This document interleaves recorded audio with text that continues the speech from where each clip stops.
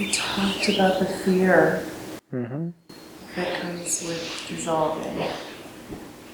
And I've been experiencing that fierce fear in these stages. How to allow that to be there, or to integrate somehow. I'm at a little bit of a loss with it. Mm-hmm. When it comes up again, I can be more prepared.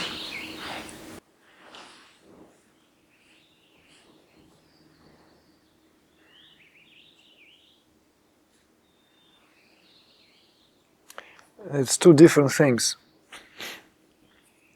Someone who is courageous and someone who has not enough chemical responses in the body and they don't feel fear. Studies actually were made that some people involved in dangerous sports, they lacking certain chemistry in the body. Adrenal glands do not produce that fear response. You know?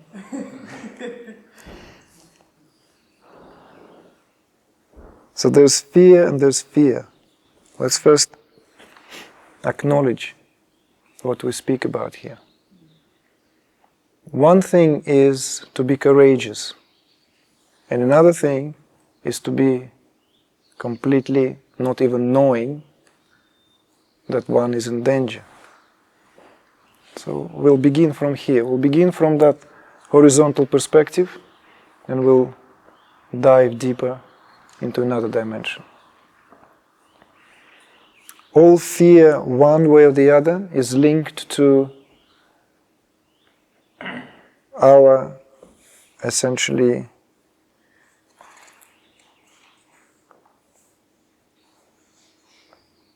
fear of mortality.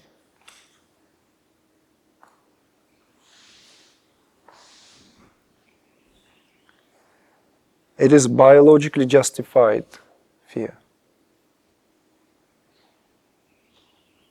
Even that part in our primitive brain, the so-called reptilian brain,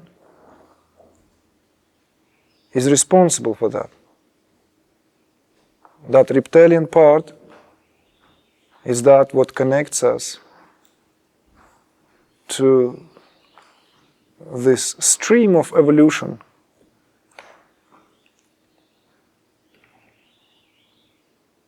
where in order to survive, these mechanisms had to be perfected. So fear, biologically speaking, is justified because in this process of evolving as species, fear played that role of preservation of that particular form that we as consciousness went through. Otherwise, we would not be here. It's a gradual, very selective process. So fear here is justified. It's that fear for self-preservation. Preservation of the body. To survive. Simple as that. Even the scriptures say, even the wise here, the jnani, jerk off naturally, spontaneously, from that what is danger to life. One would be surprised maybe, oh, why would the wise do that? Isn't it all Brahman, it's all consciousness, it's all absolute? I'm one with it, there's no birth, no death. What to jerk from? And yet, the scripture says, even the wise, it's natural response. So we have to first acknowledge and understand that part in our physiological setup, which served its purpose and still does just that, serving its purpose. It prevents us from doing silly things. It prevents us to run across a road on the motorway where cars moving with a tremendous speed.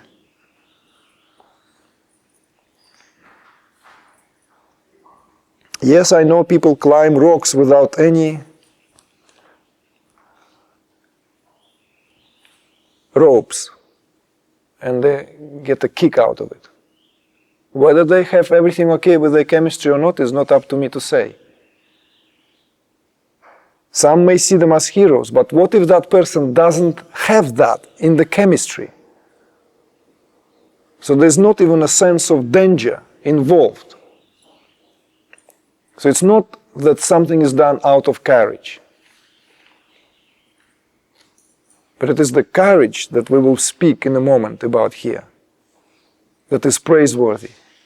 So someone who is performing a routine act which requires courage could be actually seen from very, very, very clear-sighted comparative analysis more of a hero than the one in whom this is essentially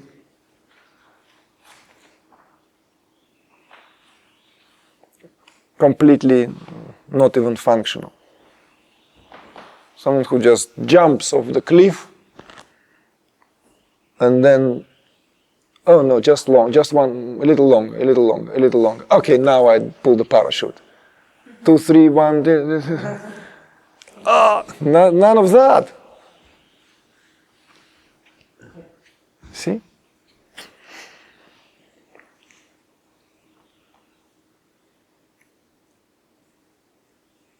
But before we go to that, before we go to the courage, let's speak a little bit more about the fear. So that biological fear is justified and need to be acknowledged. It is there, rightfully, as part of our physiology. However, it becomes uncomfortable because as more evolved consciousness, this should not be at the expense of our capacity to live to the fullness of what evolution allows us. So in other words, what served in a different form, in a different set of circumstances, perhaps no longer serving and becoming a predicament to living life in its fullest. It's preventing us to live life to its full capacity. And our brain, as we know, is more complex. The walnut size of a walnut is that reptilian. It's small. Then there is another part of the brain. That size of the walnut is all action, extremely fast, screening quickly. Screening. Whatever there is, if it moves, how big is it? Can I eat it? Can it eat me? Can I copulate with that? Or shall I run for cover? Very quickly.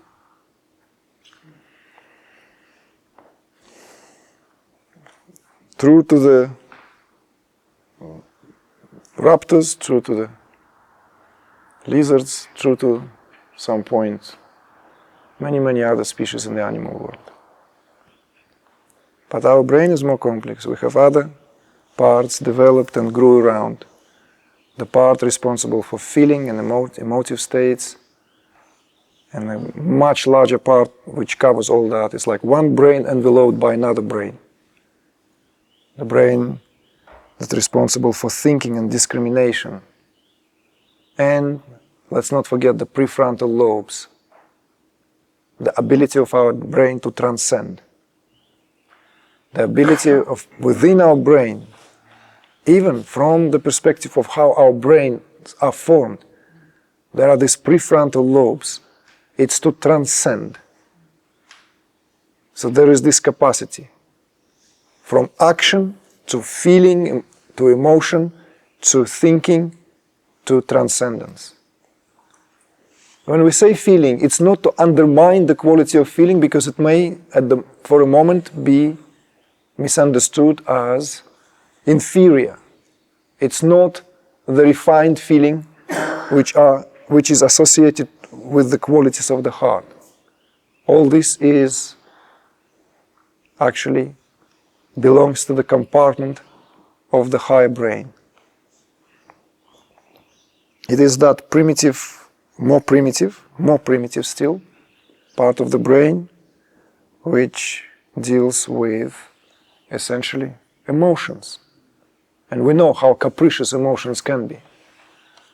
It's that like, dislike. I like it one day, I don't like it the other day. It's all part of that brain. But because of that, it makes us more complex.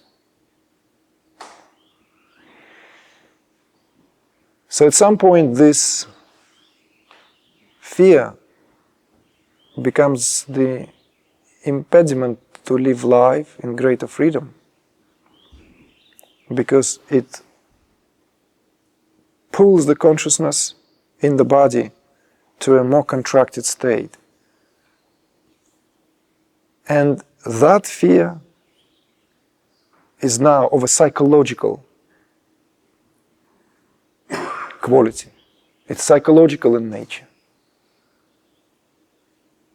And that belongs to another part of the brain. It's not that which belongs to the primitive part of the brain, which is essentially survival of the species. It's of psychological in nature. We want to be safe. We want to feel safe. It's natural, and it is of course linked. We want to be safe. Whatever we do, we want to be safe in our environment, in our interactions. Even when we encounter someone whose behavior is violent, it is usually because that being wants to be safe. It's just that very, very extreme expression, extreme desire for safety manifests in a distorted way.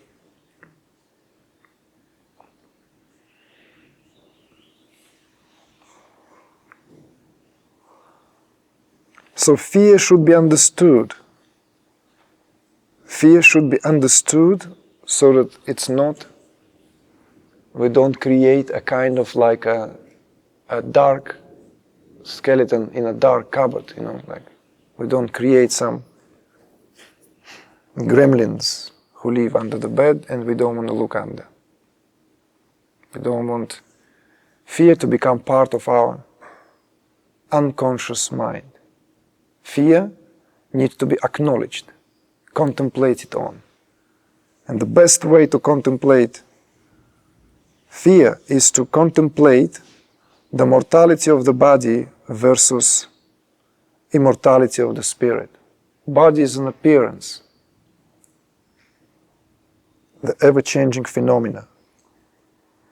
There is even this Christian perspective that we learn to die from the moment we are born. It's kind of like very, very maybe morbid perspective. Some may say that, oh, this is very morbid.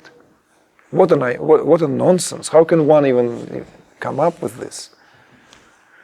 But there is this perspective, nevertheless, that being born is a progressive dying. A being born itself. Anything that is born is bound to die. And that's the beauty of it. That everything that is born is bound to die.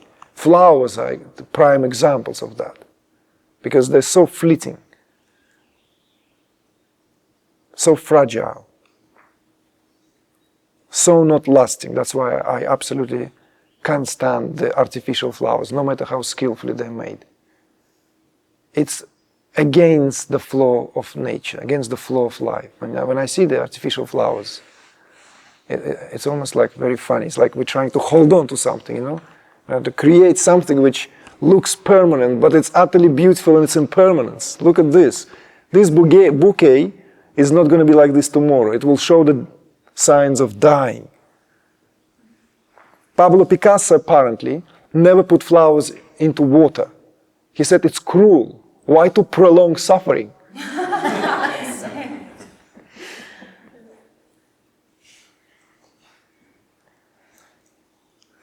Turn them into a kibana right away. Let them dry there and then. But follow carefully here. Follow carefully. Something always dies every day on a daily basis. Even in our physiology, which is in itself utter example of impermanence. Something dies. Million cells die every minute, every day. Maybe billion, I don't know. Whilst new ones are being born. It's a constant flow. In fact, there's not for a moment that we are what we think we are. It's a constant flow. If we shoot it at very, very fast film, it's just we are nothing but a stream of arranged resonance vibrations that appear as this amazingly orchestrated body. But it's a stream. And once your relationship begins to change with that what was considered to be much more morphed, then you no longer conceive yourself as something solid. You become energy. And that's Tantric Sadhana. It's indispensable part of tapping into the flow of Shakti, is to realize that you are energy. And everything is then experienced as that. Emotive states experienced as that. Psychological states, your thoughts are experienced as nothing but pure energy. You're not even worried about the content of thoughts, you feel them. Mastery comes from there. Before the thought even has the chance to be articulated, even on that silent level, before it will be burped or bubbled up, it already is being sensed, filled for its content. Everything is energy. And energy is indestructible. We cannot destroy energy. Scientists say that, all agree. There may be left, right wings, there may be more progressive science, there's more academic science. But they all agree now that the term matter is an outlived phenomenon. It's an outlived term. We cannot call anything matter. It's nothing other than energy.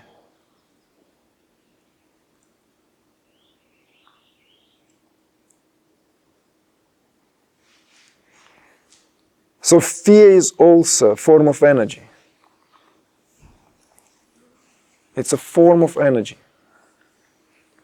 So to contemplate fear, to understand fear, we are welcomed to understand it from both perspectives. From this, above mentioned, above spoken, more horizontal perspective, in terms of that very, very tight connection, that identification with the body-mind organism, with the conglomerate of these arranged frequencies that came together as that orchestrated stream of awareness in the form of sound as this apparent body. And it took hold, and temporarily consciousness is arrested, and it considers itself to be just that, the body. Or a little bit of tummy, I need to go on a diet, or I'd like to put some weight, I'm too skinny, or I used to be 32, now I'm 36, or this or that. My butt is not big enough, my butt is too big. It's a funny relationship, and it's constantly reinforced. Whenever we have that, we reinforce this. Language reinforces culture, everything. But the tantrika breaks through this, breaks free, and lives already on a different level. It first may feel a little, just takes that a little reminder, and then it becomes a second nature. Second nature.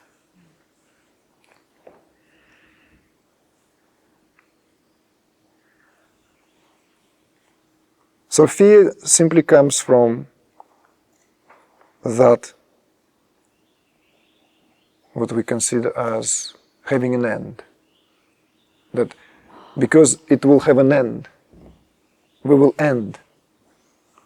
And consciousness is immortal. Consciousness is immortality itself. The self is all there is. The never-changing and the ever-changing in a constant embrace. That's what the earlier discourse this morning as the relationship of Shiva and Shakti. So that idea just have to be seen through, the idea of our mortality. And it will begin to dissolve fear.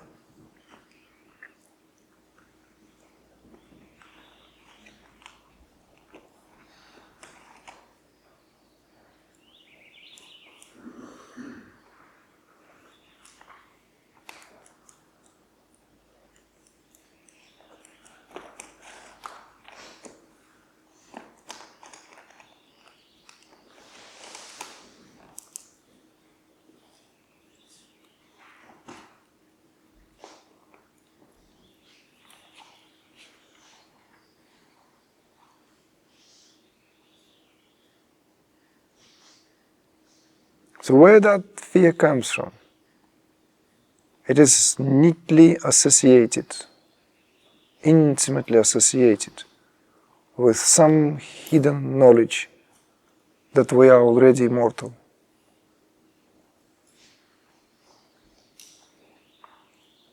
You'll miss a lot if you do not apply the principles that are richly available in Tantric path. And that is, every limitation is a doorway. When someone sees a wall, tantrika sees portal. When someone sees an obstacle, tantrika sees a springboard. That's the difference.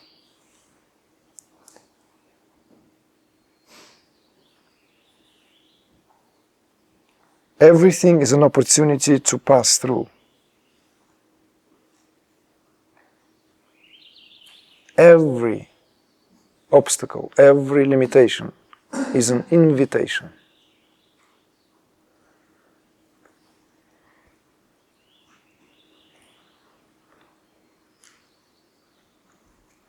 So because there is already this inherent sense of our immortality,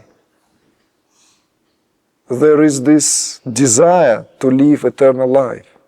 Where else would it come from? That's why we want to prolong it at any cost. So other than just that biological perspective, there is this much subtler perspective. Other than just the perspective that this, because we run around at some point as pterodactyls, and not pterodactyls flight, raptors, right?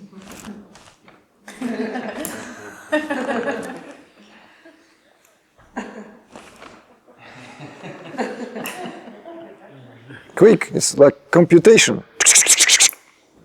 Too small, I can eat it. Too big, I better run. Looks pretty, I may have some good time. Some of us are still run on that, and sometimes the autopilot is being switched on, and you know. Of course, we enjoy the music of Mozart and everything, but there is always a bit of a raptor, and pterodactyl is still there.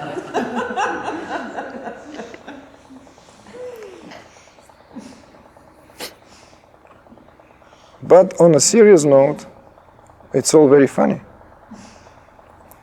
So one way or the other, the desire to live forever chiefly comes from that memory of our immortality. I could even speculate that all these traditions, born in various cultures, mostly associated with alchemy, East or West, makes no difference. Whether they are rooted in Tao or in the secrets of the Siddhas of Tamil Nadu, all these recipes, all this search for touchstone to transform basic metals into pure gold,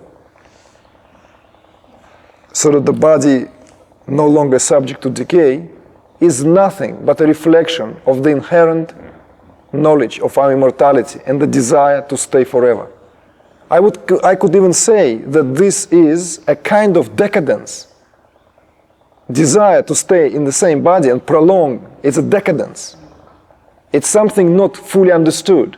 It's something not fully implemented. Why would one hold on to this body? Why the heck do I want to be in this body for 1,000 to 10,000 to 100,000 years?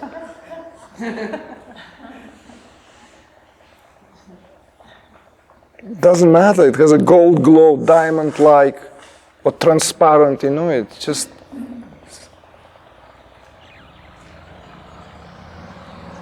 The sky is my blanket. Wear the sky as a scarf on your neck, on your shoulders. What body then?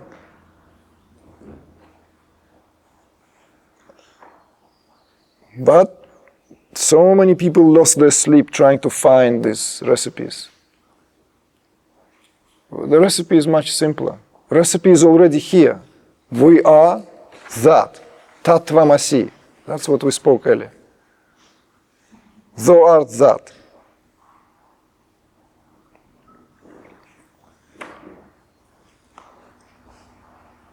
With all that said, there is a way to deal with fear respectfully. And it takes us back to where we already tread it. We've addressed that even in California, and before that in Mallorca, and before that in Belgium, and so forth, this year. No? That fear is a quality of our awareness. It's one of the qualities of Shakti.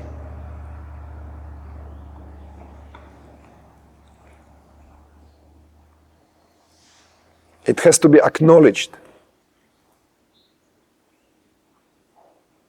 I say even reverence. Because quality of Shakti is a quality. It's the archetypal qualities that are foundational to our personalities, to our psychological setups.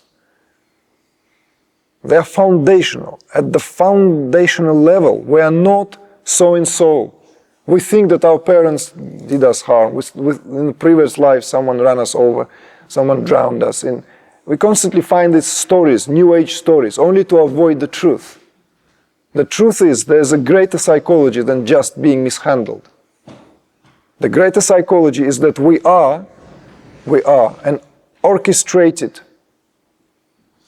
symphony of these divine energies expressing themselves. There's no room for me, poor me.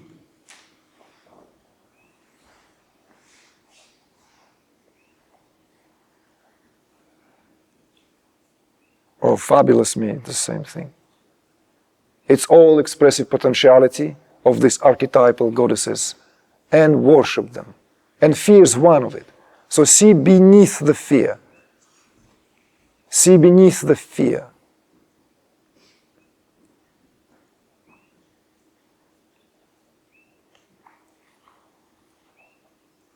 Recognize fear for what it is. Just as any other emotion or any other so-called negative emotions. Because here, fear belongs obviously to the gamut or the scope of negative emotions.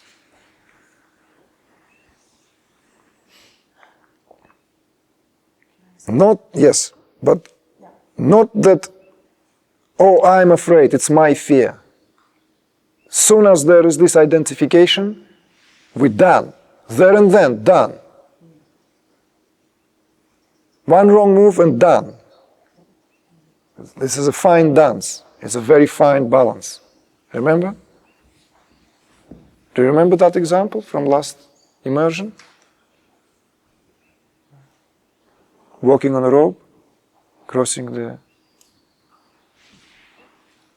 You remember? It's just that. It's a balance. We spoke about that in relation to how to work with the ego. But here, it's a reminder that as the fear rising, recognize it as fear, as energy. And it's simply being experienced. It's awesome. And see the change.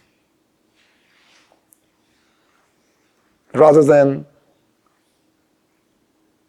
immediately locking yourself in a fight with that. And because it's there anyway. It's a part of the foundational setup. It's a part of this foundational archetypal energies. Just like any other, and it is easier, and we take it for granted when they are so-called positive states. But they're also, just like fear, are particular divinities, particular shaktis, qualities of awareness, impulses of creative intelligence.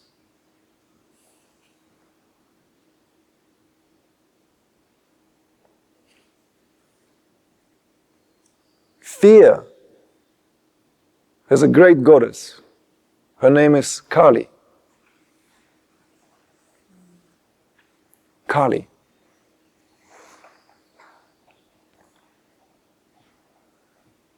That's why appearance of Kali is fearsome.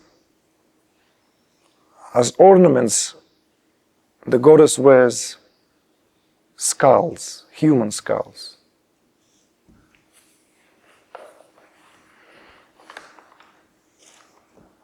Even just contemplating the iconography of that goddess, a lot can be revealed.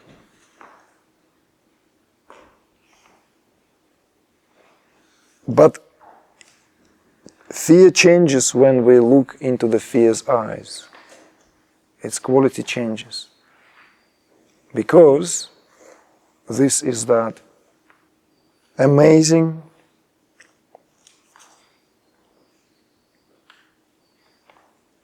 principles that energy is never static. Nothing is static. Shakti is this world. This world is the form of Shakti.